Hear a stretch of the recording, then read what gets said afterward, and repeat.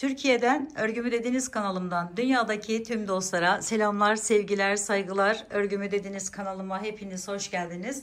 Bu videomda sizlere tığ işi olarak yapmış olduğum, isterseniz bu şekilde şal gibi, isterseniz atkı şeklinde kullanabileceğiniz bu güzel çalışmanın modelin nasıl yapıldığını sizlere bu videom ile anlatmak ve paylaşmak istiyorum.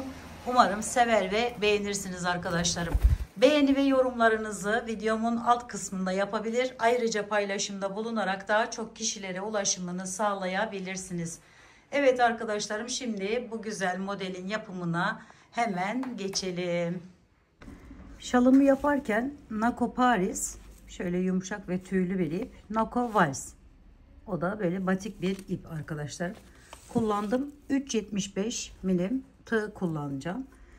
Şöyle enini ne kadar istiyorsak o boyutta 10 ve katları olmak üzere zincirler çekerek başlıyoruz. Şöyle 1, 2, 3, 4, 5, 6, 7, 8, 9, 10. Bu bizim bir tane yerimiz olmuş olacak. Evet, bu şekilde ne kadar istiyorsak enini, dediğim gibi direkt zincir çekerek de başlayabiliriz.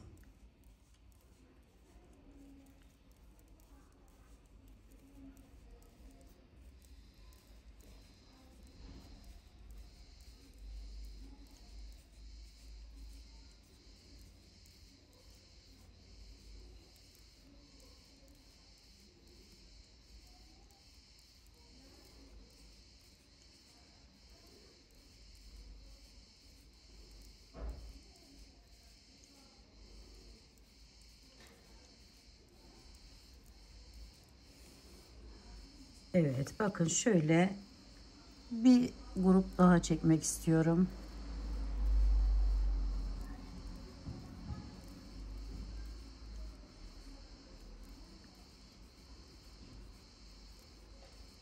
Evet arkadaşlar, bakın şöyle uzunca bir zincir çektim. Şimdi 1, 2, 3, 4, 5 tane daha çekiyorum fazladan. Sonra fazlasını kesebiliriz arkadaşlarım. Şöyle bir miktar yükseliyorum. Şu şekilde arkadan alıyorum. Öne çektim ve bir tane buraya ikili trabzan yapmış oldum. Bir zincir çekiyorum. Üzerine bir alıyorum. Alttan tüylü olduğu için pek belli olmuyor ama bir tanesini atlayıp diğerine giriş yapıyorum. Şu şekilde bir kafes oluşturuyorum. Bir zincir çektim. Üzerine bir aldım. Hemen yine bir tanesini atlayıp ikincisinden giriş yapıyorum. Şöyle 1, 2, 3, 4, 5, 6, 7. 7 tane ikili trabzan yaptım zincirlerimin içerisine. Şöyle göstereyim arkadaşlar. Önce 2 kafes yaptık. Sonra 7 tane ikili trabzan yaptık. Şimdi bir zincir çekiyorum. Üzerine bir aldım. Alttan bir tanesini atlıyorum. İkincisinden giriş yapıyorum. Bir tane buraya 2 tane daha kafes yapacağım. Bir tane zincir çektim tekrar. Bir tane atladım ve ikincisinden battım. Şu şekilde. Şöyle. Ve yine 7 tane, bununla birlikte 7 tane ikili trabzan yapıyorum. 2, 3, 4, 5, 6 ve 7. 7 tane ikili trabzandan sonra bir zincir çekiyorum. Üzerine bir alıyorum. Hemen buradan birini atlayıp ikincisinden giriş yapıyorum. Ve buraya bir tane ikili trabzan yapıyorum. Bir zincir çekiyorum. Tekrar bir tane atlayıp ikincisinden giriş yaparak yine 7 tane ikili trabzan yapıyorum arkadaşlarım. 1, 2, 3, 4, 5, 6, 7. Evet, bakın şu görüntüyü elde ediyoruz. Bu şekilde devam edelim. Bir zincir, bir tane atlayarak bir tane ikili trabzan, bir zincir, 7 tane ikili trabzan yapıyoruz.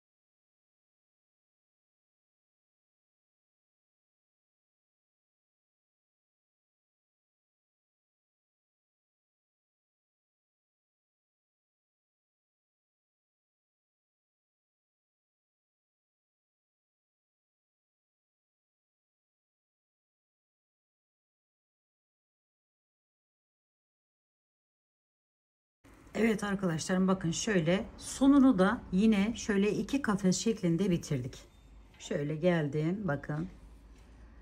Şimdi buradan geri dönüyorum. Bu fazla kalsın arkadaşlarım, hiç önemli değil. Burayı, sonunu bu şekilde bitirmeye özen gösterin. Şöyle çevirdim, aldım ve çekiyorum. Bir tane zincir çektim. Üzerine bir aldım. Hemen bakın, bu ortadaki ikili trabzanımın üzerinden giriş yapıyorum ve buraya bir ikili trabzan yapıyorum. Yine kafes oluşturuyorum.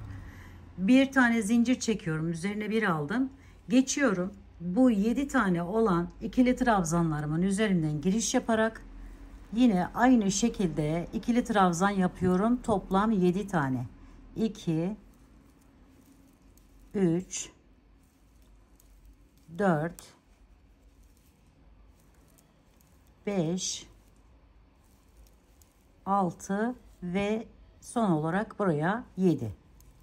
Evet, bir zincir çekiyoruz. Üzerine bir aldık. Kafesimizi devam ettiriyoruz. Bir tane daha zincir çekip 7 tane olan ikili trabzanlarımızı yapıyoruz.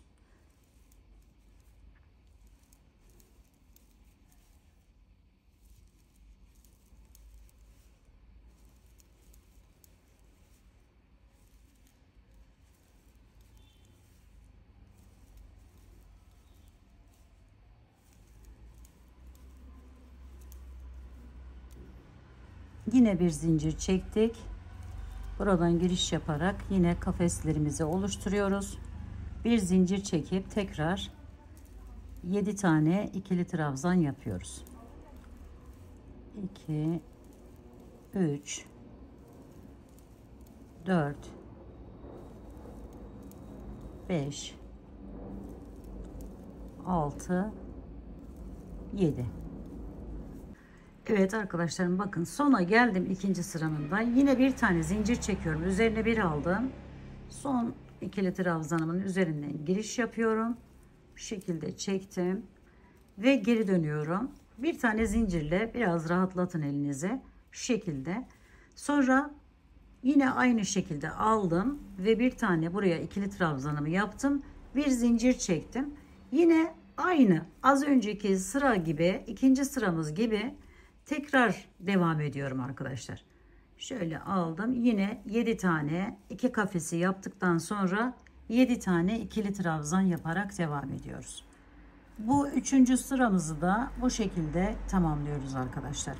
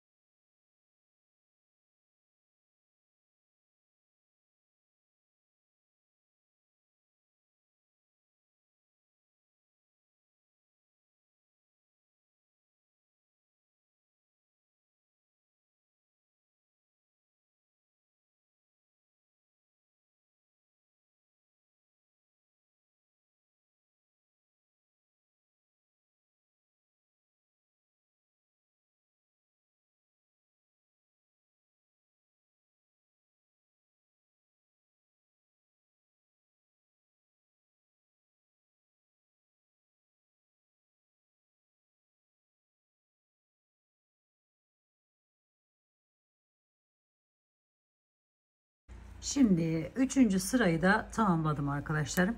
Şimdi yine aynı şekilde şöyle bir zincir çekerek rahatlattık. Aynı şekilde aldık ve ikili trabzanımızı yaptık. Bir zincir üzerine bir aldım. Kafeslerimi yapıyorum önce. Şimdi bir tane zincir çekiyorum. Üzerine bir aldım. 7 tane olan ikili trabzanımın üzerlerini de artık şöyle kafes şekline getireceğim arkadaşlar. Bir zincir üzerine bir aldım. Alttan bakın şunu atlıyorum. Hemen bunun üzerine geçiş yapıyorum. Şöyle bir zincir çekiyorum. Bir aldım üzerine. Birini atladım. İkincisinden giriş yapıyorum. Şöyle ip tüylü olduğu için iyice görün arkadaşlarım şu şekilde. Şimdi bir tane daha zincir çekip üzerine bir alıp son olan 7 tane olan ikili trabzanımın yedincisinin üzerinden de giriş yapıyorum ve oraya da bir kafes yapıyorum bu şekilde. Şimdi bir zincir, yine bu aradaki kafeslerimiz aynı şekilde devam ediyor. Bitene kadar devam edecek. Şöyle bir zincir çektik. Şimdi 7 tane olan ikili trabzanımın hemen birincisinden giriş yapıyorum. Bir tane ikili trabzan. Bir zincir, sonra üzerine bir aldım. Bakın şunu atlıyoruz. Buraya geçiyoruz. Bir aldım tekrar. Bunu atlıyorum. Buraya geçiyorum. Bir tane zincir. Tekrar diğerine geçiyorum. Şöyle. Kafeslerimizde bu 7 tane olan ikili trabzanlarımızın üzerine de aynı şekilde devam ettiriyoruz arkadaşlarım. Evet, bu sırayı da bu şekilde tamamlıyoruz.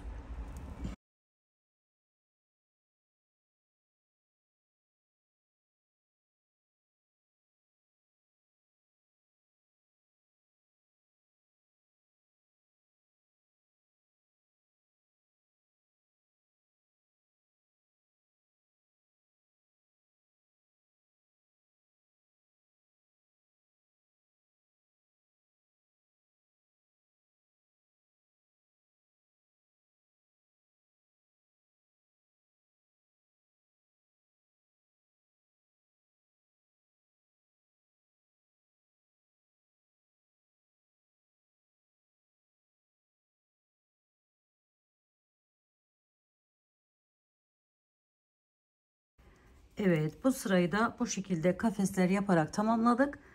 Bu sırada da arkadaşlarım aynı şekilde kafesleri yapmaya devam edeceğiz.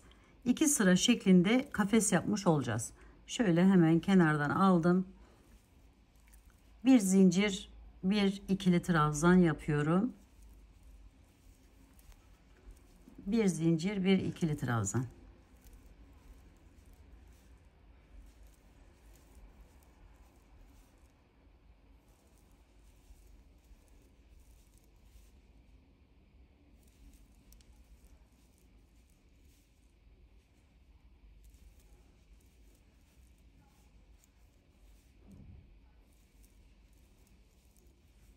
Evet, bakın.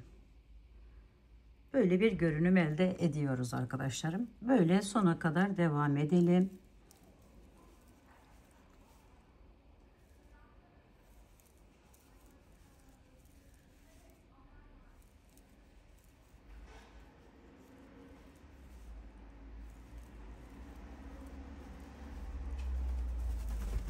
Evet, bakın bu sırayı da bu şekilde tamamladım. Şimdi arkadaşlarım geri dönüyorum. Yine aynı şekilde şöyle aldım. İlk 2 kafesimi yapıyorum.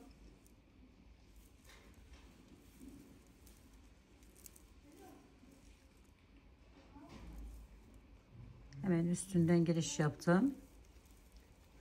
Ve bu aralarda tekrardan ikili trabzan yaparak yine 7 tane dolgu şeklinde devam ediyoruz. Şöyle her bir araya bir tane arkadaşlar. Toplam 7'ye ulaşıyoruz.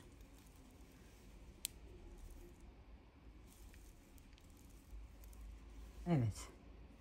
Şimdi aradaki 2 tane olan ikili kafeslerimizi yapalım.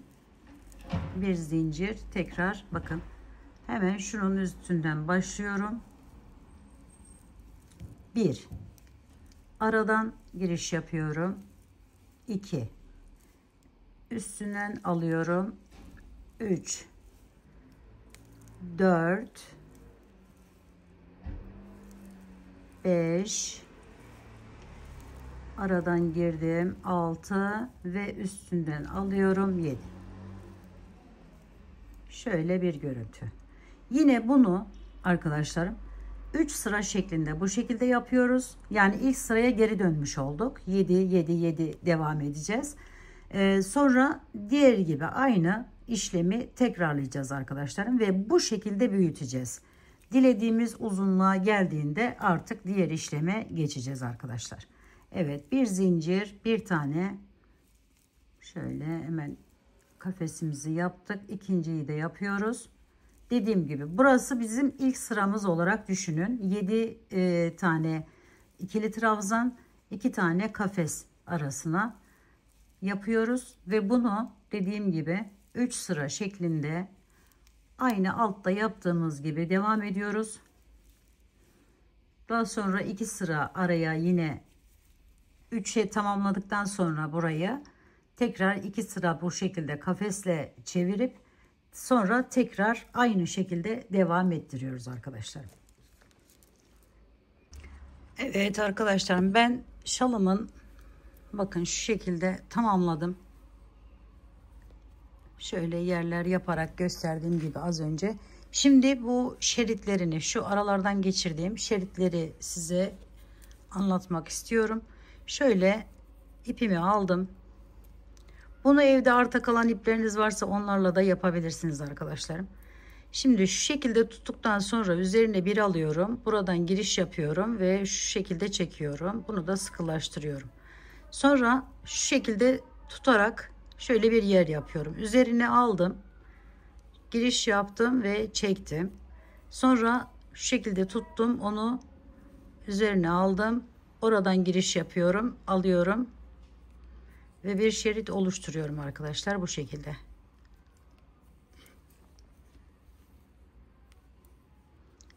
Bunu şalımızın, atkımızın boyuna göre ayarlamamızı yapıyoruz arkadaşlarım.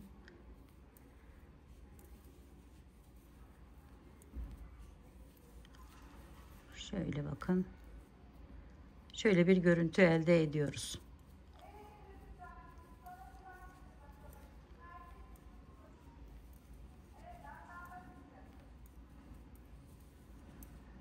Evet, bu şekilde devam edelim arkadaşlar.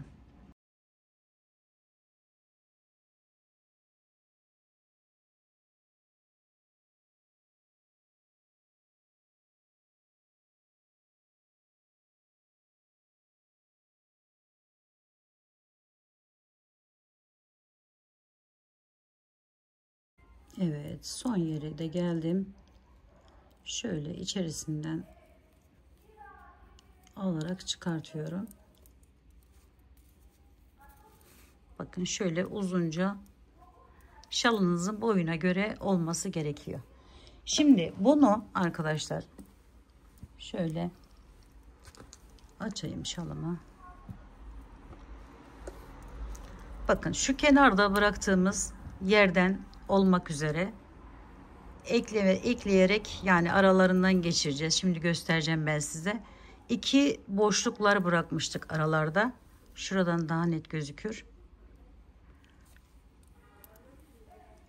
Şöyle açalım. Bakın şu aralardaki bıraktığımız 2 kutucuk vardı arkadaşlarım. O kutuların içerisinden geçirerek devam edeceğiz. Şimdi ben diğerlerini yaptım. 4 bir tarafa 4 bir tarafa olacak şekilde yaptım. Yani şöyle 1 2 3 bu dördüncünün tekiydi. Şimdi diğerini ekleyeceğim oraya.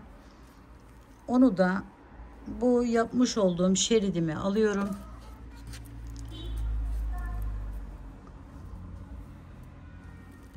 Buraya geldim. Bakın şöyle.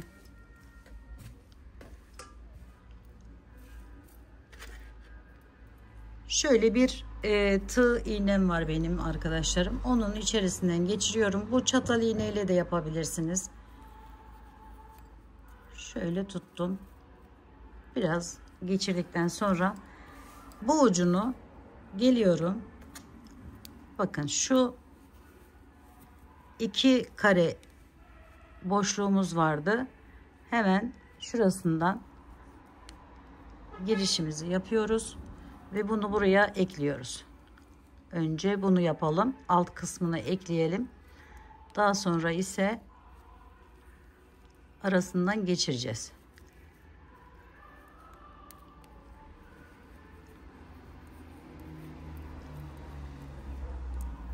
Şöyle.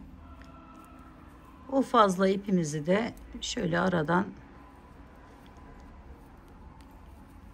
alarak izleyebiliriz. Evet, şimdi bakın burayı aldım. Dokuma yapar gibi bir alttan bir üstten olmak üzere şöyle açayım.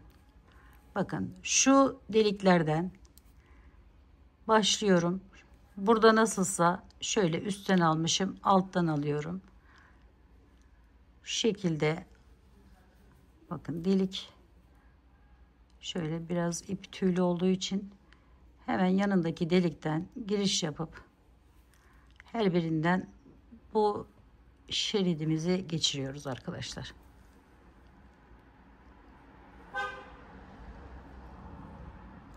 Kare kutucuklar yapmıştık yanlarında. Bunu da buradan bu şekilde geçiriyoruz. Şimdi bir çekelim, iyice görün.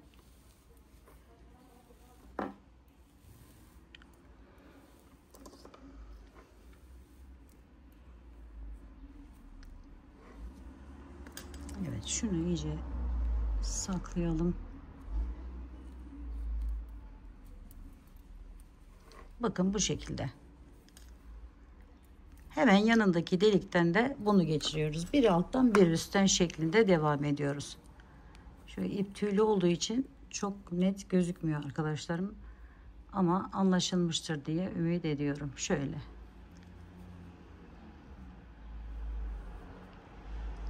Sonuna kadar bu şekilde eklememizi yapıyoruz.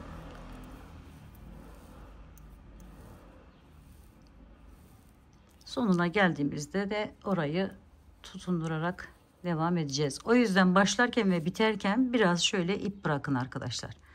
Şimdi bu kısmı da bu şekilde yaptıktan sonra gelelim uç saçak kısımlarına. Bakın şöyle bir işlem yaptım. Onu da hemen sizlere göstermek istiyorum arkadaşlarım.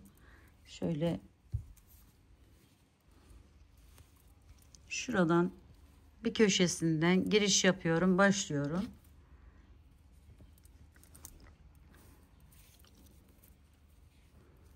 Farklı şekillerde de yapabilirsiniz. Şöyle aldım. İyice şöyle bir tane zincir çektim. Sonra bir tane hemen şuradan giriş yaparak sık iğne yapıp bağlıyorum. Şöyle. İpimi bağladıktan sonra 20 tane zincir çekiyorum. 1, 2, 3, 4, 5, 6, 7, 8, 9, 10, 11, 12, 13, 14, 15, 16, 17, 18, 19, 20, 21. 20 tane zincir çekelim arkadaşlarım. 20. Şimdi ilk zincirin içerisinden giriş yapıyoruz. Şöyle sık iğne 2 tane. Her bir zincirimize 2 tane sık iğne yapıyoruz. Çok sıkmayın arkadaşlarım buraları. 2, 1, 2. Bu şekilde devam ediyoruz.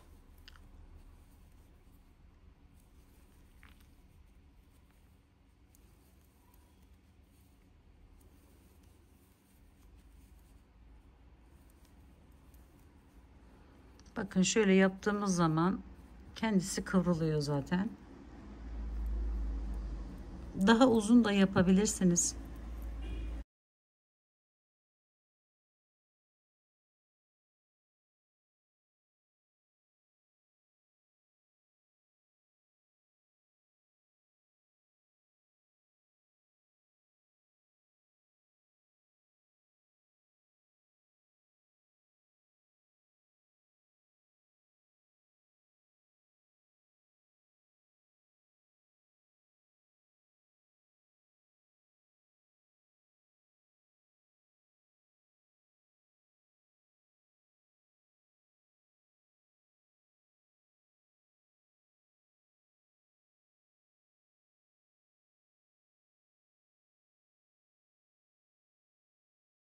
Bu şeritleri taktıktan sonra yaparsanız daha iyi olur arkadaşlarım bu işlemi. Ben sizlere görün diye öncesinden yapmıştım. Şimdi bakın şöyle geldim buraya. Buradan şu ilk yaptığımız yerin içerisinden şöyle giriş yapıyorum. Şu fazla ipimi de almak istiyorum. Buraya bir tane sık iğne yaptım. Sonra üzerine bir alıyorum. Alttaki iplerimi de topladım gördüğünüz gibi. Ve çakma sık iğne yapıyorum. Şöyle 1, 2. Sonra yandaki boşluğa geçiyorum. Oraya da aynı şekilde 1, 2. Sonra buraya geldim. Bu ara uzunluklarını dilediğiniz kadar yapabilirsiniz. Son 5 tane yaptım gördüğünüz gibi. 2 kutu atladım. 3. kutuya bunu yapıyorum ben. 1, 2, 3, 4, 5, 6, 7, 8, 9, 10, 11, 12, 13, 14, 15, 16, 17, 18, 19, 20. Sonra hemen dönüp yine her bir zincirin içerisine 2 tane sık iğne yapıyorum. Bu şekilde alt kısımlarını da tamamladıktan sonra şal atkımızı tamamen tamamlamış oluyoruz arkadaşlar. Evet, birazdan hemen sizlere bitmiş halini göstermek istiyorum.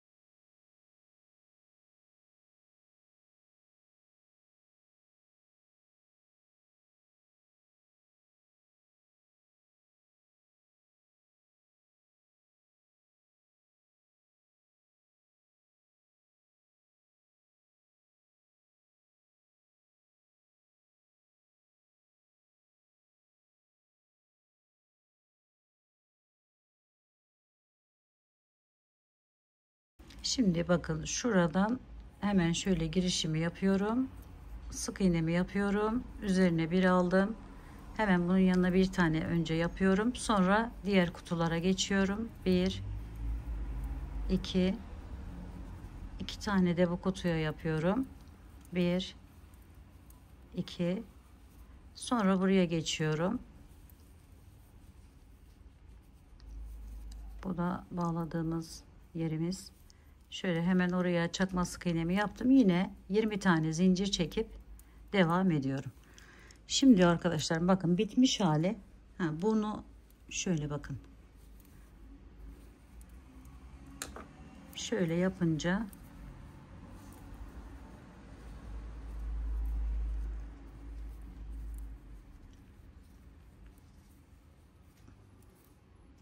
şöyle bir görünüm elde ediyoruz arkadaşlar. Diğer tarafı göstereyim ben size. Orayı tamamlamıştım. Şu şekilde. Aralarını dediğim gibi daha sık ya da biraz daha serbest yaparsanız kötü görünebilir.